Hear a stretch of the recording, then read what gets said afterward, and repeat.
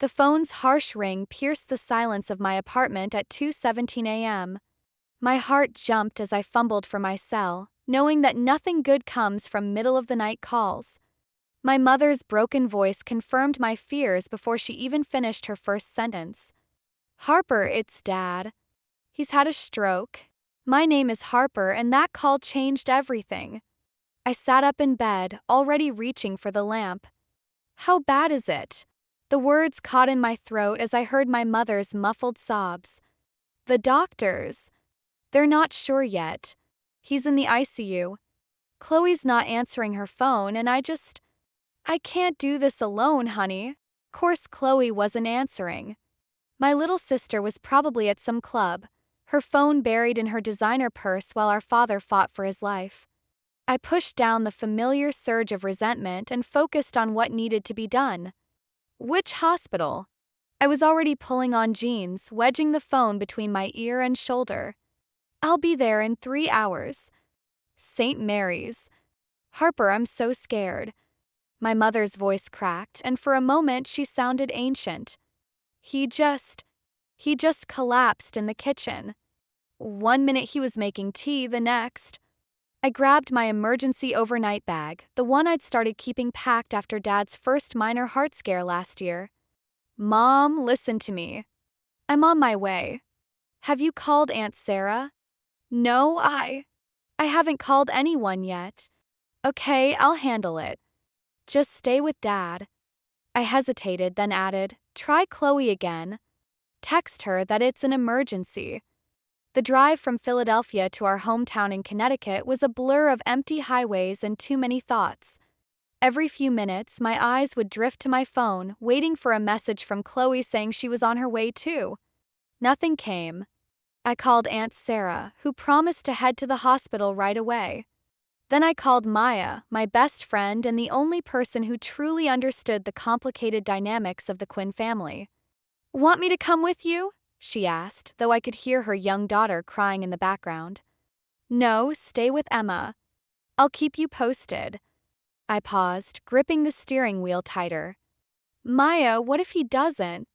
"Don't go there, Harper." One step at a time. The hospital parking lot was nearly empty when I arrived. Through the emergency room windows, I could see my mother's hunched figure in the waiting area. She looked small and lost, nothing like the commanding presence who'd spent years orchestrating our family's appearance of perfection. As I walked toward the entrance, my phone finally buzzed. "Chloe. OMG, just saw Mom's texts. Is Daddy okay?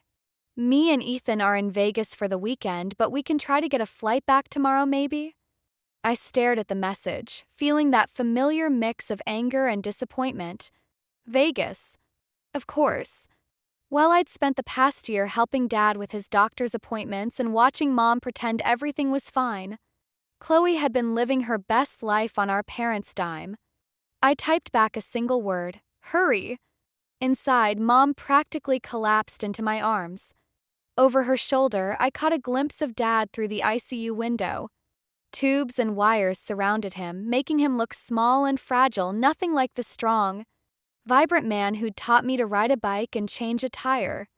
"The doctor says the next 24 hours are critical," Mom whispered. "Where's your sister?" I held her tighter, swallowing the truth about Vegas and Chloe's casual response. "She's on her way," I lied, knowing it would be easier than explaining reality. As we settled into the uncomfortable waiting room chairs, I couldn't shake the feeling that this was just the beginning. Something in my gut told me our family was about to change forever, and not just because of Dad's stroke. I had no idea then just how right I was. 3 days after Dad's stroke, I found myself packing up my Philadelphia apartment. The doctors had made it clear. He would need months of rehabilitation, maybe longer. My mother's pleading eyes had done the rest. "Just until he's better," she'd said. We both knew what that meant. I was boxing up my books when Chloe finally breezed into town, Ethan in tow. They showed up at the hospital around noon, her designer sunglasses perched on her head like a crown. "Oh my God, Daddy looks awful," she gasped, hovering in the doorway of his room. Ethan stood behind her, looking uncomfortable in clothes that probably cost more than my monthly rent. Dad's eyes lit up at the sight of his youngest daughter, even as the right side of his face remained frozen. He tried to speak, but only managed a garbled sound that made Chloe wince and step back. "Maybe we should come back later," she whispered to Ethan, loud enough for everyone to hear. Mom jumped in quickly. "Honey, the speech therapist says he's making progress. He just needs time and support." I watched Chloe's perfectly manicured hand squeeze Ethan's arm. "Of course, but we have that thing tonight." "The charity gala," Ethan supplied smoothly.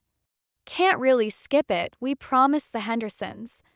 I felt my jaw clench as I adjusted Dad's pillow. He'd been trying to say something since they arrived, his good hand reaching toward Chloe. She kept her distance. "You've been here, 10 minutes?" I couldn't keep the edge from my voice. "After taking 3 days to show up?" "Some of us have actual commitments, Harper," Chloe shot back. "We can't all drop everything at a moment's notice. Besides, Mom said you're handling things."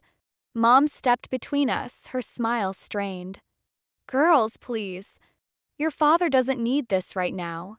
I watched as Chloe kissed Dad's forehead quickly, careful not to smudge her lipstick. "Feel better, Daddy. We'll visit again soon." After they left, Mom helped Dad with his lunch while I stepped out to call my boss about extending my leave of absence. When I returned, I overheard Mom on the phone in Dad's room. "I just don't know if Harper can handle all this, Sarah. She means well, but you know how she is, so rigid, so intense. Maybe we should look into a care facility." My stomach dropped. I'd already given up my apartment, my job was hanging by a thread, and now this?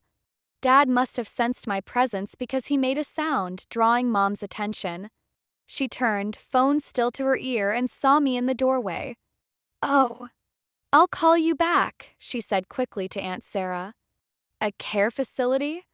I kept my voice level, though my hands were shaking. "After I just gave up everything to come help?" "Sweetheart, I didn't mean." She reached for me, but I stepped back. Dad made another sound, more urgent this time. We both turned to him. His good hand was gripping the bed rail, his face contorted with effort. "Stay," he managed to get out, looking directly at me. The word was slurred but clear enough. Mom burst into tears, but I moved to Dad's side, taking his hand. "I'm not going anywhere," I promised, though something inside me cracked at the desperation in his eyes. Later that night, as I unpacked boxes in my old bedroom, I found a photo that made me pause. Dad and me at my college graduation, both of us beaming. He looked so strong then, so vital. On the back he'd written, "To my rock, the one I can always count on." My phone buzzed with a text from Chloe. "By the way, Mom says you're moving home?" Perfect timing. Ethan and I need somewhere to crash next weekend while our condo's being renovated. "You can take the guest room, right?"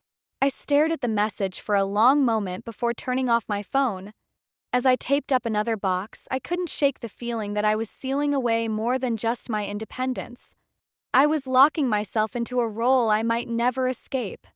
Unless I found a way to change the rules of this game. Truth about Chloe and Ethan hit me like a punch to the gut on a rainy Tuesday morning. I was sorting through Dad's mail, organizing bills and appointments when I noticed the credit card statements. 3 of them, all maxed out with charges from places Dad hadn't been able to visit since his stroke. The Venetian Hotel, Las Vegas. Gucci. Cartier. I read the charges aloud in the empty kitchen, my coffee growing cold beside me. First-class tickets to Miami? My hand shook as I pulled up Dad's online banking. Pattern was clear. Every time Chloe and Ethan took one of their weekend trips, thousands disappeared from Dad's accounts. While I'd been cleaning bedpans and scheduling therapy appointments, they'd been living it up on our father's dime. I called Maya during my lunch break, hiding in Dad's study while Mom helped him with physical therapy. I knew they were spoiled, but this? Maya's voice crackled through the speaker. "That's straight-up theft, Harper." "Dad gave them the cards for emergencies," I said, rubbing my temples. Before the stroke, he always said yes when Chloe asked for money anyway. But he can't say yes or no now, can he? And they know that. The front door slammed, followed by Chloe's laugh and Ethan's deeper voice. I ended the call quickly and stepped into the hallway, the credit card statements clutched in my hand. They were dressed for brunch, Chloe in a new designer dress I'd seen on the statements. Ethan's watch, also new, caught the light as he helped her with her coat. "Oh, hey sis," Chloe chirped. "We're taking Mom to that new place downtown. Wanna come? You look like you could use a break." I held up the statements. "Maybe you can explain these first." Color drained from Chloe's face, but she recovered quickly. "Those are between Daddy and us. He wants us to be happy. He's not even conscious half the time." My voice rose despite my efforts to stay calm. "He can't feed himself, but you're spending thousands at luxury hotels?" Ethan stepped forward, all smooth charm. "Look, Harper, Tom always supported Chloe's lifestyle. We're just maintaining what he would want. Get out." The words came out cold and sharp. "Don't be dramatic," Chloe rolled her eyes. "Daddy never cared about money. Just because you choose to live like a martyr, while you choose to live like a parasite?" I shot back. Mom appeared in the doorway, drawn by our voices. "What's going on?" Chloe burst into tears, right on cue. "Harper's being horrible. She's jealous because Daddy loves me enough to support my dreams." "Dreams of what? Shopping?" "Well, I put my entire life on hold." "That was your choice," Chloe screamed. "Nobody asked you to come back and play saint." Mom stepped between us. "Girls, please. Your father can hear you." As if on cue, we heard a crash from Dad's room. Mom rushed to check on him, leaving me facing Chloe and Ethan. "I'm calling the credit card companies," I said quietly. "And the bank?" "It stops now." Chloe's tears vanished. "You wouldn't dare. Mom would never forgive you for causing drama while Daddy's sick." "Try me." Ethan grabbed Chloe's arm. "Come on, babe. Let's go." As they turned to leave, Chloe paused. "You know what, Harper? This is why you're alone. This is why you'll always be alone. Because you can't stand to see anyone else happy."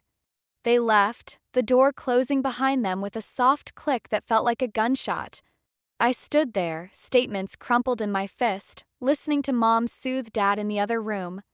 Through the study window, I watched Chloe and Ethan climb into their new BMW, another charge I'd found on Dad's cards. My phone buzzed with a text from Maya. "You okay?" I wasn't. Not even close. But as I watched my sister drive away, something shifted inside me. This wasn't just about money anymore. This was about justice, about protecting Dad when he couldn't protect himself. And I knew exactly what I had to do next. 2 weeks after I canceled Dad's credit cards, the weight of everything finally caught up with me. I was running on 3 hours of sleep, juggling remote work calls between Dad's therapy sessions and Mom's increasingly frequent meltdowns. The house felt like it was slowly suffocating me. I was changing Dad's sheets when Mom appeared in the doorway, clutching her phone like a lifeline. "Chloe's engagement party is next weekend," she announced. "The Blakes are hosting at their country club." I kept tucking in corners, not looking up. "Good for them." "Harper." Mom's voice took on that familiar pleading tone. "We need to go. People are already talking about your father's absence from social events. We can't have them thinking we're falling apart." I straightened up, my back screaming from hours of lifting Dad. "That's what you're worried about? What people think? Don't start." She stepped into the room, lowering her voice. "Your father would want us to maintain appearances. And Chloe needs our support." "Chloe needs..." I caught myself as Dad stirred, his good hand reaching out. I took it automatically, feeling the tremor in his fingers. "I'll help him with lunch." "The nurse can do that," Mom said. "I scheduled an interview with one this afternoon. You need to help me pick out a dress for the party." I froze. What nurse? Well, we need someone professional. After that scene you caused with the credit cards. She trailed off, smoothing her perfectly styled hair. The Blakes offered to help with the expense. The room tilted slightly. The Blakes? You mean Ethan's family? After everything they're going to be family soon, Mom cut in. And they have connections with the best care facilities in the state. Dad's grip tightened on my hand. Even with his limited mobility, he could sense the tension. So that's the plan? My voice came out eerily calm. Ship Dad off to some facility and pretend everything's fine while Chloe plays princess? Don't be dramatic. It's about getting him proper care. It's about saving face. I helped Dad sit up, my movements mechanical. You know what? Go pick out your dress. I have work to do. Mom lingered in the doorway. Harper, please. Just try to understand. This situation, it's temporary. Once your father improves, if, I corrected quietly. The doctors said if, not when. She flinched like I'd slapped her. I'm doing my best. Are you? I turned to face her fully. Because from where I'm standing, you're enabling Chloe while I drown trying to hold everything together. That's not fair. My phone buzzed, another work email I'd have to handle between medications and therapy sessions. Something inside me snapped. You want to talk about fair? I haven't slept more than 3 hours straight in weeks. I'm about to lose my job. Meanwhile, Chloe's planning her dream wedding with money she stole from Dad, and you're worried about finding the right dress? Dad made a distressed sound, and I immediately regretted raising my voice. Mom took advantage of my moment of guilt. The nurse will be here at 3, she said firmly. Be civil, please. And think about the engagement party. Chloe's counting on you to be there. After she left, I helped Dad with his lunch, fighting back tears of exhaustion and frustration. He watched me with sad eyes, occasionally trying to form words that wouldn't come. My phone buzzed again, this time a text from Maya. Coffee? You sound like you need a break. I glanced at Dad, who had dozed off in his chair. The nurse would be here soon, ready to evaluate and judge how I'd been handling things. Mom was probably already at the boutique, picking out the perfect outfit to convince the world our family wasn't crumbling. I texted back, can't, but I need a favor. Remember that lawyer friend of yours? Because if Mom and the Blakes wanted to talk about proper care and facilities, we were going to do it my way. It was time to get power of attorney and protect Dad from all of them, even if it meant burning what was left of this family to the ground. The engagement party felt like the final nail in my coffin. I stood in the country club's marble bathroom, staring at my reflection while Chloe's laughter echoed from the ballroom. My black cocktail dress, the only formal thing I owned, looked out of place among the pastel spring colors everyone else wore. Mom had called it funeral appropriate with that disappointed sigh I knew so well. The bathroom door swung open, and Chloe burst in with her maid of honor, both giggling and slightly drunk. Oh, Chloe's smile dimmed slightly. Harper, I thought you'd left already. Dad needed his medication. I checked my watch, which I should get back to. God, can you stop being such a downer? Chloe rolled her eyes at her friend. It's my engagement party, and all she can talk about is Dad's pills. I gripped the sink's edge. Someone has to. Ladies. Mom appeared in the doorway, champagne in hand. Chloe, the Blakes want photos with both families. Harper, could you at least try to smile this time? Before I could respond, my phone buzzed, the nurse I'd hired to watch Dad during the party. Mr. Quinn is asking for you, she texted. Quite agitated. I have to go, I said, already moving toward the door. Mom caught my arm. You can't leave now. What will people think? I don't care what people think. The words came out louder than intended, making Chloe's friend slip quietly from the bathroom. Well, I do, Chloe snapped. This is my moment, Harper. For once in your life, can you not make everything about you? I laughed, a harsh, broken sound. About me? I haven't had anything about me in months. Do you even know I lost my job last week? That I've been living off savings while you plan your fairy tale wedding? That was your choice, Mom interjected. Nobody asked you to. No, you just expected it. I turned to leave, but Chloe's next words stopped me cold. Actually, I have wonderful news, she beamed. Ethan's parents are converting your old room into a nursery for when we visit. Since you're always here anyway, you can take the guest room permanently. The room spun slightly. You're giving away my room? Well, you're not using it, Mom said quickly. And with the baby coming. Baby. My voice sounded distant, even to my own ears. Chloe patted her still flat stomach, beaming. Surprise. We weren't going to announce it yet, but pieces clicked together. The rushed engagement, the Blakes' sudden generosity with Dad's care. They were securing their claim to everything, including my childhood home. My phone buzzed again. Mr. Quinn, very distressed. Please return. I have to go, I repeated, this time with finality. If you walk out now, Mom warned, don't bother coming back. I turned to face them both, my mother in her expensive new dress, my sister glowing with triumph. You know what? Maybe I won't. Don't be dramatic, Chloe scoffed. Where else would you go? Anywhere but here. The truth of it hit me like a wave. I'm done. Done. Mom's voice rose. You can't be done. Your father needs you. No, I said quietly. You need me. You need someone to do the hard parts while you play happy family with the Blakes. But I'm finished. I walked out of the bathroom, through the ballroom full of celebrating guests, past Ethan and his smugly wealthy parents. My phone kept buzzing, but I already knew what I had to do. Maya answered on the first ring. How's the party? Remember when you offered me your spare room? I got into my car, hands shaking. Is that still available? Of course, but I'll call you back. I need to get Dad's nurse situated first, then pack some things. I started the engine. And I need that lawyer's number. Tonight. 'Cause sometimes protecting someone means walking away, not from them, but from the people destroying them in the name of love.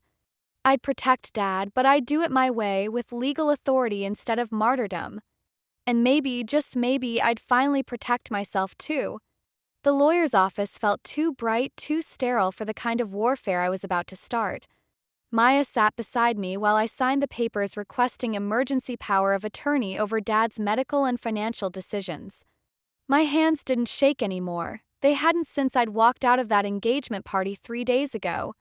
Your mother's contesting this, the lawyer said, reviewing the documents. She's claiming you abandoned your father's care. I've been gone 3 days, I replied, and I've paid for round-the-clock nursing care the entire time. Which you arranged without consulting the family, he pointed out. The family was too busy planning a wedding. My phone buzzed, another missed call from Mom. I'd stopped answering after the 20th voicemail about how I was tearing the family apart. The texts from Chloe were worse, pictures of Dad looking confused, captioned with guilt trips about how he kept asking for me. The hearing's tomorrow, the lawyer continued. Given your sister's pregnancy and the Blakes' involvement. What involvement? I sat up straighter. He shuffled through some papers. They've offered to cover your father's care at their preferred facility. Your mother's already signed preliminary paperwork. The betrayal hit like a physical blow. Without consulting me. Without even telling me. Harper. Maya touched my arm. Breathe. My phone lit up again, this time with a text from the nurse. Your father's refusing medication. I keep saying your name. I stood up abruptly. I need to see him. That might not be wise before the hearing, the lawyer warned. But I was already heading for the door, Maya hurrying behind me. The drive home to my parents' house, I corrected myself, felt surreal. The familiar streets seemed to mock me with memories of simpler times. I found Dad in his bedroom, Mom hovering nearby while the nurse tried to convince him to take his pills. Harper! Mom's relief quickly turned to anger. How dare you just show up after? Tom, the nurse interrupted gently. Look who's here. Dad's face lit up when he saw me, his good hand reaching out. I took it automatically, feeling the weakness in his grip. I'm sorry, I whispered, but he shook his head, trying to speak. St. Tay, he managed, just like before. The word felt like a knife to my heart. She's not staying, Mom said sharply. She abandoned us, Tom, just like she always does when things get hard. That's not, I started, but was cut off by new voices in the hallway. Mom! Chloe appeared in the doorway, Ethan and his parents right behind her. The facility called. They need an answer about Dad's room by tomorrow. I turned slowly. His room. The Blake Center for Rehabilitation, Ethan's father explained smoothly. Top-notch care, private suite overlooking the gardens. We've arranged everything. You haven't arranged anything, I said, my voice deadly quiet. You have no right. We have every right, Ethan's mother cut in. We're family now, or we'll be soon. And since you've made it clear you're not interested in that role anymore. Dad's hand tightened on mine as Chloe stepped forward, one hand protectively over her stomach. It's what's best for everyone, Harper. Dad gets proper care, Mom gets help, and you get what you wanted. Freedom. The way she said it, like freedom was a dirty word, like wanting my own life was a betrayal, made something snap inside me. You want to talk about betrayal? I pulled out my phone, opening the credit card statements I'd documented. Let's talk about how you funded your perfect life. Let's talk about... Enough! Mom's voice cracked like a whip. Get out. Now. Dad made a distressed sound, his grip on my hand desperate. But as I looked around the room, at Mom's rigid stance, Chloe's calculated tears, the Blake's smug certainty, I realized something terrible. I couldn't protect Dad by staying, but I might not be able to protect him by leaving either. The hearing's tomorrow, I said quietly, gently extracting my hand from Dad's. Don't make any decisions before then. As I walked out, I heard Dad trying to call my name, the sound mangled by his condition. It followed me all the way to Maya's car, where I finally let myself break down. 'Cause sometimes fighting for justice means losing everything else first. The hearing never happened. 3 a.m, Maya shook me awake with tears in her eyes, holding out my ringing phone. Mom's name flashed on the screen. Your father, she choked out. Harper, he's gone. The hospital corridor felt endless. I found Mom collapsed in a chair, Chloe sobbing beside her. The Blakes hovered nearby, their presence feeling like an invasion of our grief. What happened? My voice sounded strange, distant. Another stroke, Mom whispered. The nurse called an ambulance, but... Where were you? Chloe's accusation cut through her tears. If you'd been there... Don't. Mom's voice cracked. Please, not now. A doctor approached with paperwork, and suddenly everyone was looking at me. The power of attorney hearing might have been scheduled for tomorrow, but Dad's medical decisions still fell to Mom. Yet she sat there, frozen, while Ethan's father stepped forward with that practiced authority of the wealthy. I can handle the arrangements, he offered smoothly. We have connections with an excellent funeral home. No. The word came out stronger than I expected. You don't get to handle anything. Harper, Chloe started, but I cut her off. You want to know where I was? I pulled out my phone, opening the folder of evidence I'd gathered. I was building a case. Credit card statements, bank transfers, everything you and Ethan spent while Dad lay helpless. Color drained from Chloe's face. You wouldn't. Try me. I turned to the Blakes. Your son helped steal from a stroke victim. Still want those society wedding photos? How dare you? Ethan's mother sputtered. After everything we've offered. You offered to hide their theft, I corrected. to sweep it under the rug with your fancy facility and your connections. Well, here's my counteroffer. Walk away. All of you. Ethan grabbed Chloe's arm. We should go. But the wedding, she protested. Is over, he finished, already backing away. His parents followed, their carefully maintained dignity cracking. Mom watched them go, then turned to me with devastated eyes. What have you done? What Dad would have wanted. I sat beside her, my anger draining into exhaustion. He deserved better than being used as their ATM. He loved your sister, and she took advantage of that love. I handed her the phone, letting her see the evidence. Just like you took advantage of mine. She scrolled through the statements, her hands shaking. I didn't know. I didn't want to know. That's the problem, Mom. You never wanted to know. Chloe stood alone now, her perfect world crumbling. I'm pregnant, she whispered. What am I supposed to do now?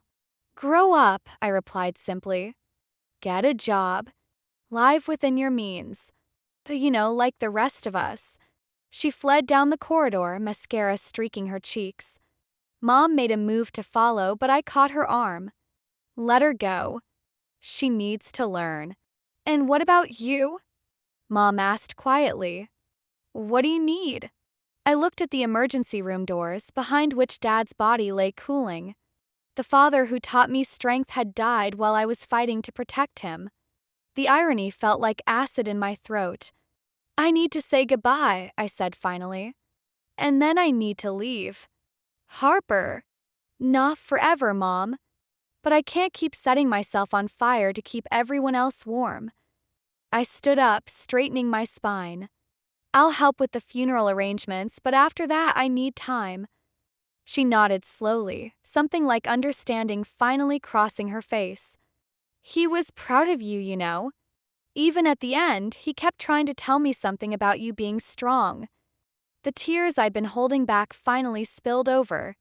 Because in the end, that was Dad's real legacy. Not the money Chloe stole or the appearance Mom tried to maintain, but the strength he taught me. The strength to stand up, to walk away, to protect what matters. Even if what matters most is yourself. 3 years passed like a dream. I built a new life in Boston, found a job I loved, and learned to sleep through the night without waiting for emergency calls. Maya visited often, bringing updates from home that I pretended not to need. Then, on a crisp autumn morning, my phone lit up with Mom's number. Harper. Her voice sounded older, more fragile. I know it's been a while, but Chloe's in trouble. I sat at my desk, watching leaves dance past my office window. What kind of trouble? She's living in her car. The baby. Mom's voice cracked. Your niece is 2 now. After Ethan left, things got bad. Course they did. The Blakes had cut Chloe off after the wedding fell apart, and reality had finally caught up with her. What do you want me to do about it? She asked for you specifically. Mom paused. She's different now. Working as a waitress, trying to take classes at community college. She says she understands now what you were trying to tell her. I closed my eyes, remembering Dad's last attempts to speak, his desperate grip on my hand. I can't fix this for her, Mom. I'm not asking you to fix it. Just talk to her. Please. After we hung up, I found myself pulling up old photos on my phone. Dad's graduation picture still hurt to look at, but now the pain felt clean, like pressing on a healing wound. My doorbell rang that evening. I opened it to find Chloe standing there, thinner and paler, holding a sleeping toddler with Dad's eyes. I know I have no right to be here, she said quickly. But Emma's daycare fell through and I have a night shift and… She swallowed hard. You were always the strong one, the one who knew how to handle things. I looked at my niece, Emma, named after Dad's mother, and felt something shift inside me. Come in, I said, stepping aside. But we need to be clear about something. Chloe nodded, following me into the living room. She sat awkwardly on the edge of my couch, still cradling Emma. I'm not giving you money, I stated firmly. I'm not solving your problems or making excuses for you. I know. She met my eyes for the first time. I just, I need to learn how to be strong like you, how to stand on my own. I almost laughed. You think I'm strong? I ran away.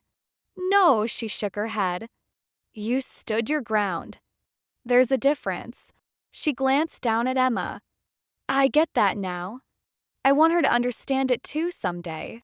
We sat in silence for a moment, the weight of years and unspoken words hanging between us.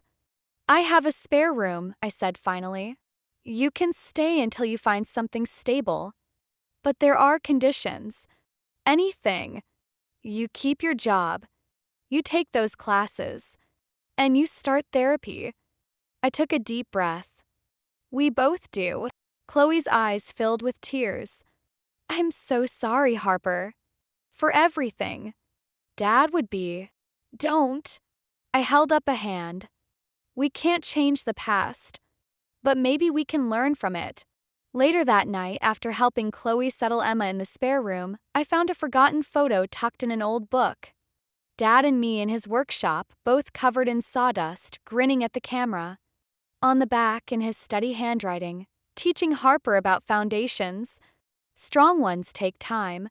I pinned it to my bulletin board, next to my therapy appointment card and the community college schedule I'd picked up for Chloe. Maybe that's what Dad had been trying to tell me at the end, that strength isn't just about standing your ground or walking away. Sometimes it's about building new foundations, even when the old ones crumble. I heard Emma cry softly from the spare room, followed by Chloe's gentle shushing. Tomorrow would bring challenges, boundaries to maintain, trust to rebuild slowly. But tonight, in this moment, I felt something I hadn't expected. Hope taking root in the ruins of what we'd lost.